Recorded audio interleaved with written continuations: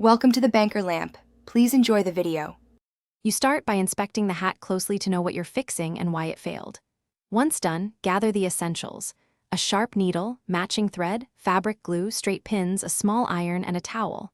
For straw, use thin thread. For fabric, a slightly stronger polyester thread works. Measure the brim and crown, noting 0. 5 to 1 inch warps, because that determines which reshaping method you'll use next. Make sure to work in a well-lit area with a flat surface. You now tackle loose seams and a floppy brim. Start by sewing any splits using small, even stitches and a backstitch for strength.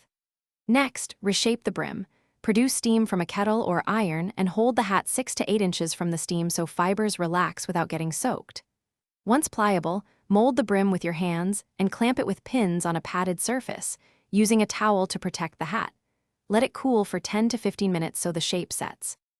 You finish by reinforcing weak spots and refining the look. Glue or sew patches behind holes, trim frayed edges, and if needed, insert a small interfacing behind thin panels. Once patched, apply a light waterproofing spray and allow 24 hours to cure. If the crown still sags, add a thin cap liner or replace the crown panel. Alternatively, use diluted starch to gently stiffen fabric hats. If a repair fails, stop, reassess material.